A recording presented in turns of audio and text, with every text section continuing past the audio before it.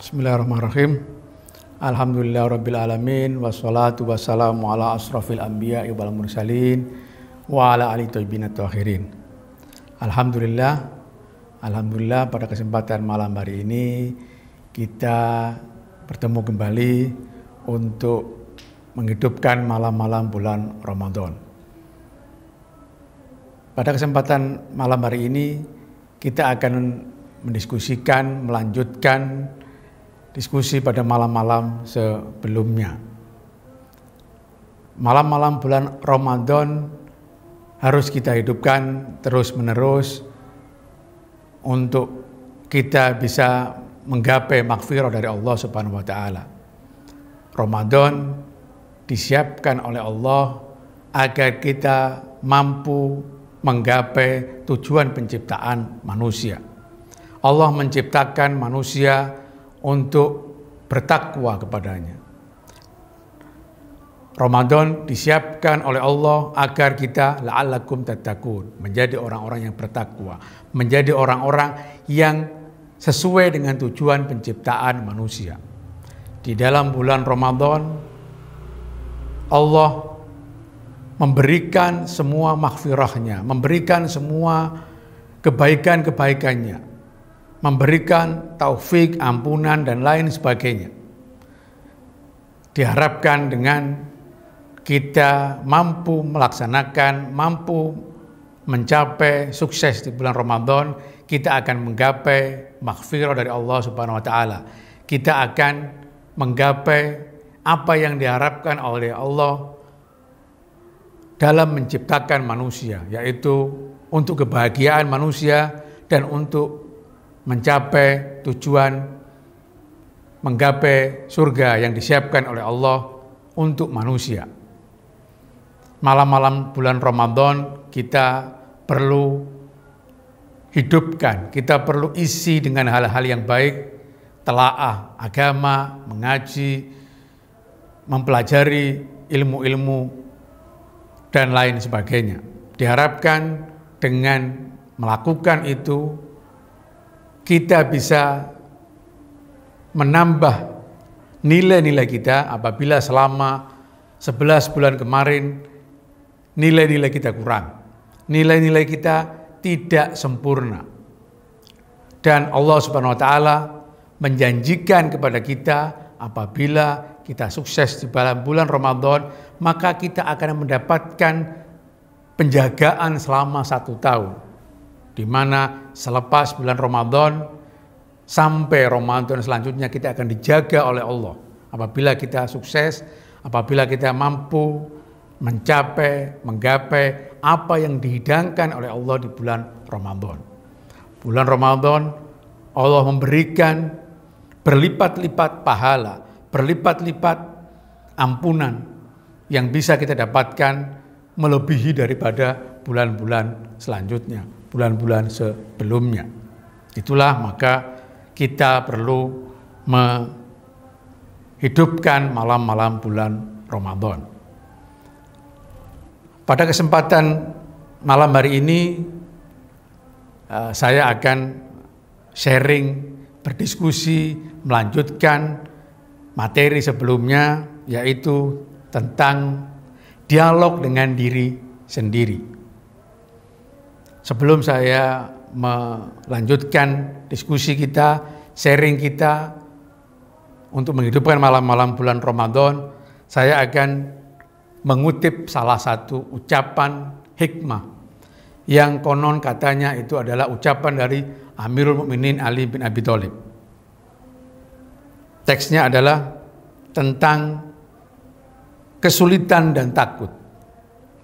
Bukan kesulitan yang membuat kita takut, tetapi ketakutan yang membuat kita sulit. Maka jangan katakan kepada Allah bahwa saya punya kesulitan, tapi katakan kepada kesulitan itu bahwa saya punya Allah yang maha segala-galanya. Ucapan ini penuh dengan hikmah. Ucapan ini disampaikan dengan bahasa sederhana, dengan bahasa yang sangat pendek, tetapi memiliki nilai-nilai yang sangat agung. marilah kita mencoba untuk mendiskusikan teks itu dengan lebih mendalam. Saya akan memberikan beberapa contoh seperti biasanya bagaimana hubungan antara kesulitan dan takut.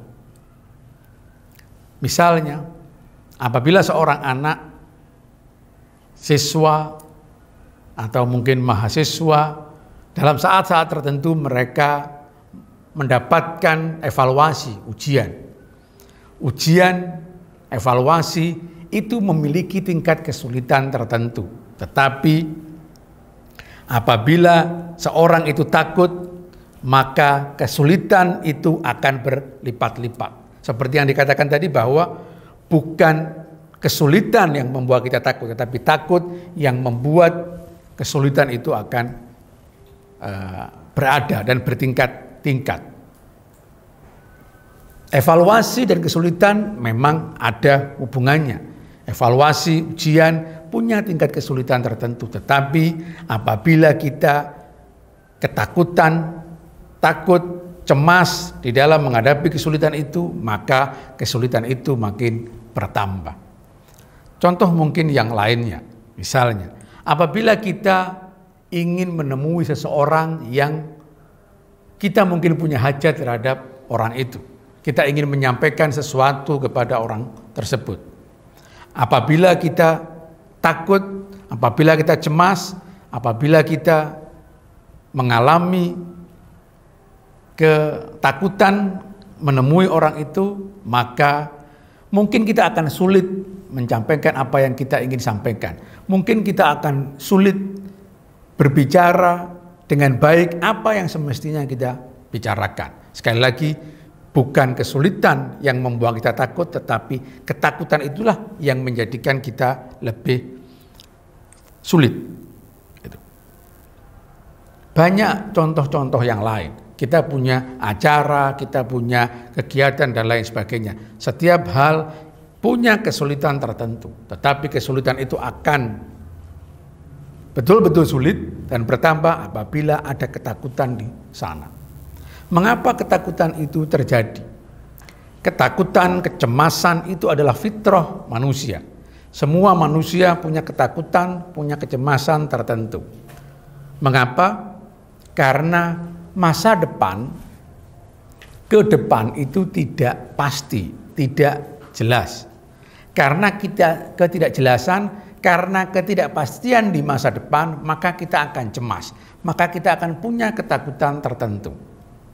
Misalnya kita ingin menawarkan sebuah barang.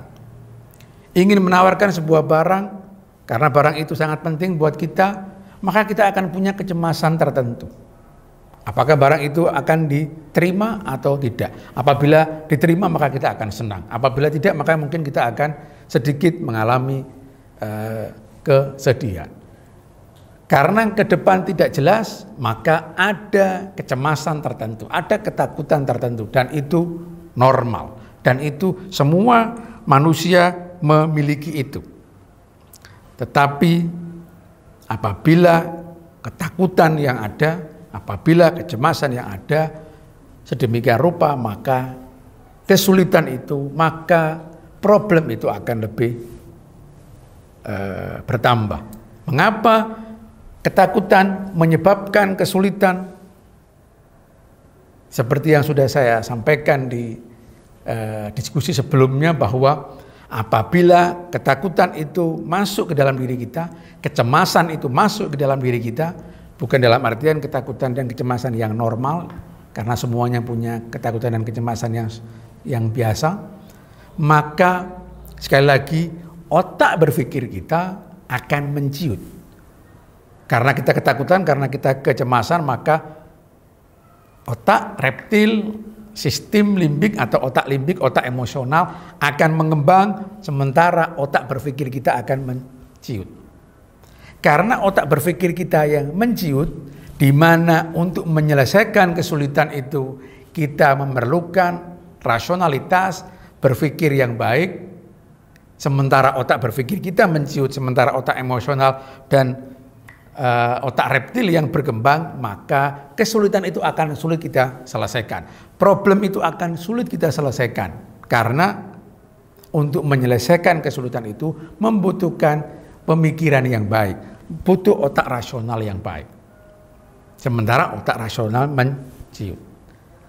Saat kita ketakutan, saat kita memiliki kecemasan, maka akan keluarlah menurut ilmu kedokteran, akan keluarlah hormon-hormon yang dipicu oleh otak kita. Ada beberapa hormon yang keluar, misalnya hormon kortisol, mungkin adrenalin, epinefrin dan lain sebagainya akan keluar. Otak kita akan memberikan instruksi karena ketakutan kita untuk mengeluarkan itu. Oleh karena itu biasanya apabila orang itu mengalami ketakutan, maka tangannya mungkin agak dingin. Kadang-kadang keluar keringat. Kadang-kadang jantungnya berdebar lebih dibandingkan sebelum-sebelumnya. Otak akan memberikan instruksi kepada bagian tubuh kita untuk mengeluarkan itu. Dan asupan oksigen kepada otak kita akan berkurang sehingga otak kita menciut sementara hormon-hormon yang lain yang lebih berkembang. Inilah kenapa apabila kita ketakutan, apabila kita punya kecemasan, maka otak kita menciut dan kesulitan itu makin bertambah. Seperti yang dikatakan tadi bahwa bukan kesulitan yang membuat kita takut, tetapi ketakutan itulah yang menjadikan kita sulit. Itu. Contoh yang lain. Saat ini kita lagi terkena ujian adanya virus COVID-19. Semua orang pada berupaya untuk menghindari, dan itu pandemi dunia. Itu.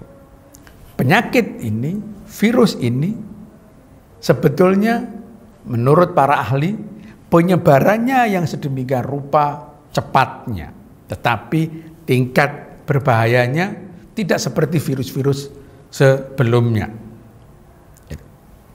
Dan tingkat keganasannya menurut para ahli hanya akan membuat orang meninggal 4%. Artinya apabila yang terkena positif virus ini 100 orang, maka yang meninggal adalah 4 orang. Tetapi sekali lagi, apabila kecemasan, ketakutan yang terjadi, maka problem itu akan menjadi lebih besar. Apabila seorang terkena corona misalnya, COVID-19, yang penyakit ini akan bisa dilawan dengan imunitas, dengan kekebalan tubuh, dengan ketakutan, dengan kecemasan, maka kekebalan tubuh kita akan turun. Kesulitan penyakit itu makin bertambah, makin mengganas, dan bisa-bisa kita akan mengalami hal-hal yang lebih sulit lagi. Menurut psikologi yang disepakati oleh banyak ilmuwan bahwa ada manusia-manusia yang memang cenderung untuk mudah cemas. Ada yang cenderung untuk mudah mengalami ketakutan. Di dalam teori psikologi yang disepakati ada salah satu teori yang namanya Big Five, 5 besar karakter manusia. Dan dari 5 itu ada orang-orang yang cenderung punya jiwa altruisme, baik menolong orang dan lain-lain. Tapi ada salah satu dari 5 karakter itu orang yang punya kecenderungan neurotik, punya kecenderungan kecemasan tinggi, gampang takut, gampang cemas, dan mengalami kepanikan. Ada orang-orang yang seperti itu. Apabila dites secara psikologi, ada tes untuk melihat seberapa tingkat kecemasan seseorang, maka ada 4 kategori manusia dengan kecemasannya. Yang pertama adalah tingkat pertama, dia cemas standar. Semua manusia punya kecemasan itu. Kemudian yang kedua, ada orang yang lebih cemas lagi. Mungkin dia karena kesulitan, mungkin dia karena punya problem, mungkin dia karena yang lain, dia mengalami kecemasan level 2. Kemudian ada kecemasan lagi yang lebih tinggi lagi, yaitu kecemasan level 3. Di mana manusia dengan tingkat kecemasan yang nomor 3 ini, mereka sudah wajib mendapatkan bantuan dari orang lain untuk menyelesaikan kecemasannya, untuk menyelesaikan ketakutannya. Kemudian yang keempat, kecemasan yang lebih dalam lagi yang dikatakan depresi. Orang dengan tingkat kecemasan itu, dengan ketakutan yang seperti itu, maka dia sudah wajib dirawat di rumah sakit ataupun di yang lain sebagainya. Biasanya apabila kita, tetangga kita, teman kita, anak-anak kita ataupun yang lainnya mengalami tingkat kecemasan, ketakutan level 3 atau 4, biasanya kita akan membawa mereka ke psikiater, ke dokter saraf. Kalau kita bawa mereka ke sana, maka mereka akan mendapatkan obat. Obat itu biasanya obat-obat penenang. Mengapa mereka diberikan obat penenang? Karena dengan ketenangan, otak emosionalnya sudah baik, ketenangan terjadi, maka diharapkan otak berpikirnya akan berjalan dengan baik. Mereka akan mampu menyelesaikan masalah-masalah mereka dengan normal dan mereka akan kembali normal lagi. Itu yang pertama. Kemudian yang kedua, kadang-kadang kita akan menyarankan atau membawa keluarga atau tetangga kita ke orang-orang pintar. Biasanya apabila kecemasan level 3 dan 4 itu kita bawa ke orang-orang pintar, maka mereka akan mendapatkan nasihat atau doa-doa. Ini sama juga fungsinya, yaitu mereka diberikan doa-doa agar ala bidzikrillahi tatmainnal qulub. Dengan doa-doa itu diharapkan dia lebih mendekatkan kepada Allah, dan setelah mendekatkan kepada Allah diharapkan akan terjadi ketenangan. Dengan ketenangan tadi, dengan otak emosional sudah cukup, maka otak berpikirnya akan berjalan dengan baik, lebih berkembang, dan akhirnya mereka mampu menyelesaikan masalah-masalahnya, kecemasannya, ketakutannya dengan lebih baik. Ada yang ketiga, yaitu mereka dibawa ke psikolog. Di mana apabila orang-orang itu dibawa di sana, maka mereka akan diterapi, mereka akan diajak berbicara, berdiskusi untuk menyelesaikan masalah-masalahnya dengan berbagai cara. Yang kurang lebihnya sama dengan yang lain, tetapi dengan metode yang berbeda. Di dalam psikologi itu ada 3 gagasan penting, 3 hal yang saling berhubungan antara fakta, konsekuensi, dan gagasan-gagasan dari fakta tersebut. 3 hal ini saling berhubungan antara kesulitan dan ketakutan. Saya akan berikan contoh untuk kita lebih memahami terhadap konsep tersebut. Misalnya, apabila kita punya problem anak kita terkena narkoba, naudzubillah, misalnya, problem ini akan memberikan tingkat ketakutan, tingkat kecemasan tertentu. Problem, fakta, realita yang terjadi, konsekuensinya adalah ketakutan, kecemasan, kesulitan tertentu. Ini ada hubungannya. Tetapi di tengah-tengah itu adalah gagasan kita tentang fakta. Apabila gagasan-gagasan tentang fakta itu, misalnya kita mengembangkan gagasan tentang problem itu. Apa itu?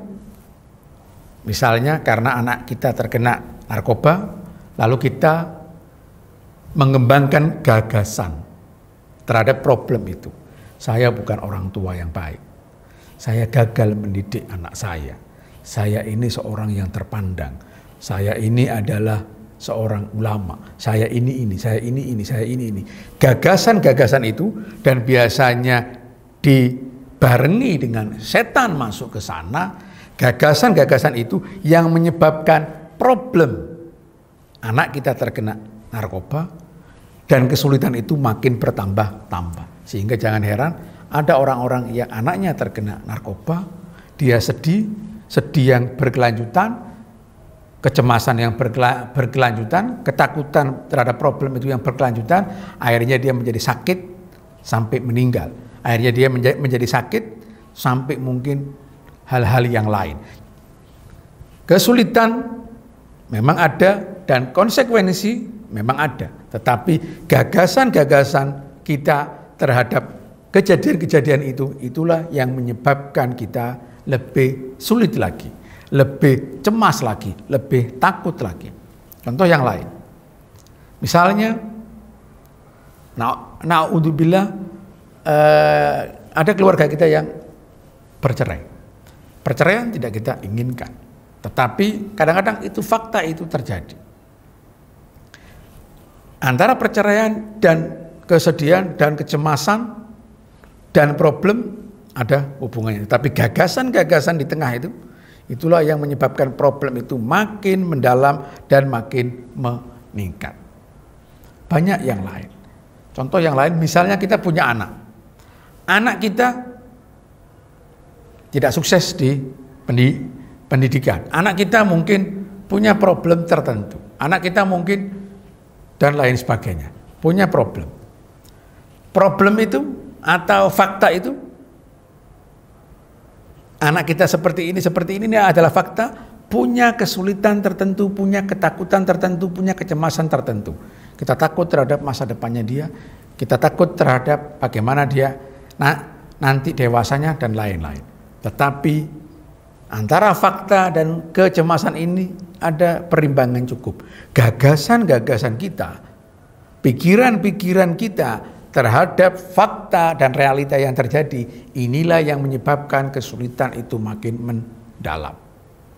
Kita bisa cemas sampai tingkat kedua, ketiga, bahkan keempat. Mengapa itu terjadi? Karena saat manusia itu mencapai kecemasan tertentu, saat manusia itu mencapai ketakutan tertentu, yang tadi ada tesnya, biasanya mereka mengembangkan pikiran-pikiran yang tidak baik. Jadi saat kita punya kecemasan, ketakutan tertentu, maka pikiran-pikiran tidak baik itu terjadi. Biasanya ada beberapa konsep, beberapa pikiran yang biasanya masuk ke dalam diri kita saat kita memiliki kecemasan, ketakutan tertentu. Misalnya, kadang-kadang kita mengeneralisir problem itu. Kita punya masalah, misalnya ekonomi kita jatuh.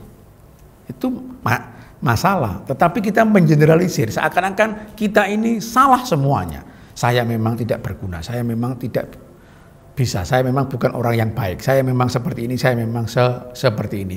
Mengeneralisir masalah, padahal kesulitan kita, problem kita, ketidaksuksesan kita hanya di sebagian tempat, bukan di semua kita. Tetapi saat kita depresi, saat kita mengalami kesulitan, cemas, ke tingkat-tingkat tertentu, maka pikiran-pikiran itu akan terjadi. Seringkali kita memikir dengan pikiran-pikiran emosional. Misalnya, saat kita lagi jatuh, saat kita lagi punya problem yang cukup besar, kemudian kita punya pikiran-pikiran jelek. Apa itu? Filter pikiran-pikiran positif dan memperbesar pikiran-pikiran negatif. Saat teman-teman kita memuji kita, kita anggap itu basa-basi. Tetapi saat orang lain, teman kita itu menghina kita, kita anggap itu serius. Jadi ada filter kebaikan, filter positif terhadap diri kita dan memperbesar hal-hal yang negatif. Saat kita misalnya lagi terpuruk, saat kita misalnya lagi di bawah, ekonomi kita jatuh, kita berjalan di jalan, ketemu dengan teman kita mungkin lagi naik mobil dan dia berpapasan dengan kita melihat dia dan dia seakan-akan melihat kita, tetapi dia tidak melihat kita. Gagasan-gagasan negatif, gagasan-gagasan emosional ini yang kita kembangkan. Dia tidak mau menyapa dengan saya karena saya lagi seperti ini, karena saya lagi seperti ini. Filter-filter negatif itu kita kembangkan. Akhirnya apa? Akhirnya kita mulai menarik diri dari lingkungan. Kita agak malas untuk berhubungan dengan orang lain. Percuma kalau saya nanti berhubungan dengan orang lain, saya mungkin akan ditertawakan, saya mungkin akan dicemooh, saya mungkin akan gini, saya mungkin akan gini, saya mungkin akan gini. Gagasan-gagasan jelek, pikiran-pikiran jelek itu akan kita kembangkan saat kita lagi cemas, lagi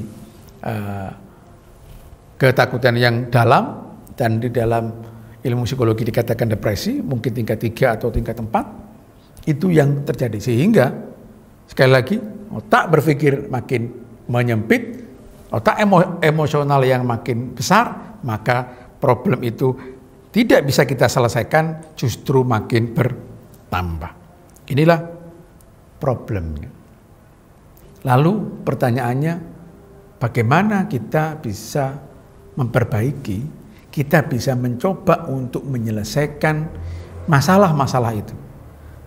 Sekali lagi, ada 4 kategori ketakutan dan kecemasan tadi. Sebelum kita masuk ke level yang keempat yang paling dalam, kita ada di level 2 dan di level 3. Dan saat di level 2 dan di level 3 inilah kita mestinya bisa menyelesaikan diri dengan cara dialog dengan diri sendiri. Manusia ini punya mood, punya suasana hati. Istilahnya itu kadang-kadang kita terkena stimum. Suasana hati tahu-tahu jelek. Apabila kita mengembangkan dialog dengan diri sendiri, maka kita akan bertanya kepada diri kita sendiri. Mengapa saya lagi tidak enak? Mengapa mood saya lagi jelek? Apa problemnya? Kenapa saya kok seperti ini? Kita akan bertanya, apakah ekonomi kita lagi tidak enak? Dalam arti mungkin kemarin ditipu orang ataupun yang lain? Tidak. Apakah keluarga kita lagi punya masalah? Tidak. Apakah ini? Apabila hal-hal semuanya itu oke, tetapi kita memang kena dalam arti suasana hati yang jelek tanpa ada hal-hal yang lain, maka dengan dialog dengan diri sendiri kita akan bisa berkata, saya tidak layak untuk saya tidak layak untuk cemas, saya tidak layak untuk tidak enak terhadap suasana hati saya, karena secara kondisi saya tidak punya problem.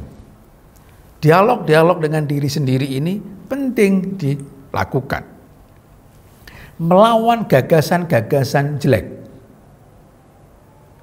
Misalnya, saat kita terkena problem yang tadi saya katakan, anak kita terkena narkoba, kita mungkin sedih jelas, tetapi kesedihan itu tidak boleh makin mendalam. Saat kesedihan itu makin mendalam, maka kita perlu lawan, kita perlu dialog dengan diri kita. Kenapa saya harus sedih yang sedemikian rupa? Toh banyak orang lain yang juga punya problem seperti saya. Toh banyak orang lain yang anaknya juga seperti itu. Dengan itu, dengan dialog dengan diri sendiri, maka upaya ketakutan dan kecemasan yang makin mendalam itu akan segera kita potong, akan hilang. Misalnya lagi, anak kita mungkin kuliahnya tidak baik, mungkin sekolahnya tidak baik, secara keilmuan dia pas-pasan, mungkin secara fisik juga dia pas-pasan atau kurang baik dan lain sebagainya. Kita punya kecemasan tertentu, kita punya ketakutan tertentu terhadap masa depan dia. Tetapi apabila kita lawan dengan dialog dengan diri sendiri, misalnya kita bisa berkata, ke depan belum jelas. Banyak orang-orang yang tidak sekolah, banyak orang-orang yang tidak kuliah dan lain sebagainya sukses. Banyak orang yang kuliahnya tinggi dan lain sebagainya cuman biasa-biasa saja. Banyak orang yang biasa tetapi dia berbakti sama orang tuanya, secara ekonominya bagus, dihormati orang lain dan lain sebagainya. Dialog dengan diri sendiri dan melawan pikiran-pikiran jelek yang timbul karena kecemasan itu akan bisa memotong hal-hal yang menyebabkan kita cemas, takut, dan ketakutan itu akan makin dalam dan makin dalam, yang menyebabkan kita terkena depresi ataupun harus dibantu dengan orang yang lain. Dan itu semua perlu kita hubungkan sekali lagi dengan Tuhan. Kita perlu hubungkan itu dengan agama. Oleh karena itu, teks di awal tadi disebutkan bahwa bukan kesulitan yang membuat kita takut, tetapi ketakutan yang membuat kita sulit. Maka jangan katakan pada Allah bahwa aku punya masalah, aku punya kesulitan, tetapi katakan pada masalah itu, katakan pada kesulitan itu bahwa aku punya Allah yang maha segala-galanya. Dengan dialog dengan diri sendiri, dengan melawan pikiran jelek dan menghubungkan kepada Allah dan menghubungkan kepada ajaran-ajaran agama, maka kita akan makin jelas. Kita akan tahu bahwa Allah Maha Rahman, Maha Rahim. Kita tahu bahwa semua kesulitan itu ada kadarnya. Allah tidak akan membebani seseorang melebihi kadarnya. Jadi apapun kesulitan kita, apapun problem kita itu pasti masih dalam kadar kita mampu untuk menyelesaikan. Dan kita juga harus sadar bahwa ke depan tidak jelas. Allah sudah menyiapkan semua rizki kita. Allah sudah menyiapkan hal-hal yang baik buat kita. Kalaupun tidak, Allah juga menjanjikan bahwa semuanya itu ada hitung-hitungannya, ada pahalanya.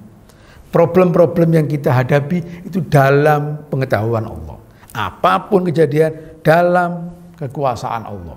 Apapun kejadian, apapun problem, apapun hal-hal yang kita alami, itu semuanya dalam pantauan Allah dan selalu merupakan bagian dari ujian kita. Yang apabila kita sabar dan syukur, maka kita akan mampu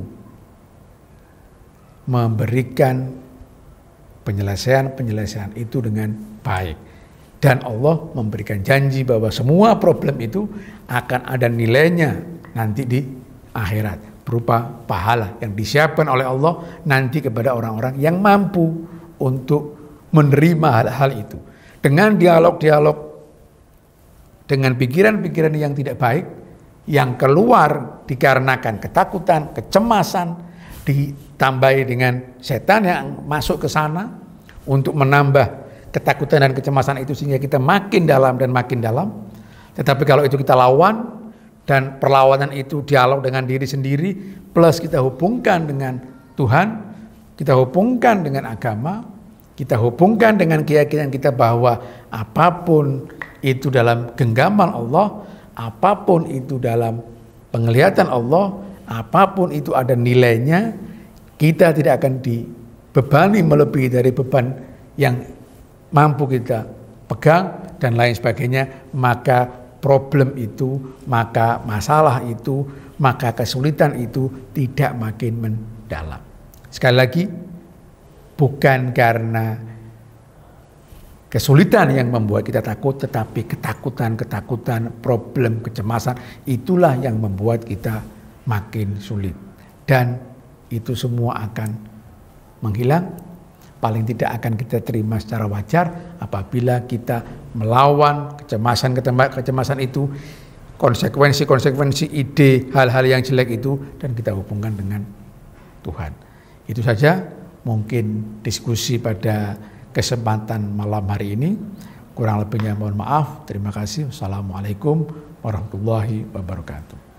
يا ربنا اعترفنا بأننا اقترفنا وأننا أسرفنا على لظى أسرفنا فتب علينا توبة تغسل لكل حوبة واستر لنا العورات وآمن الروعات واغفر لوالدينا ربي ومولودينا والآل والإخوان وسائر الخلان وكل ذي محبة أو جيرة أو صحبة والمسلمين أجمع آمين ربي أسمع فضلا وجودا منا لا باكتساب منا بالمصطفى الرسول نحظى بكل سول صلى وسلم ربي عليه عد الحب وآله وصحبه عداد طش صحبي والحمد للإله في البدء والتناهي.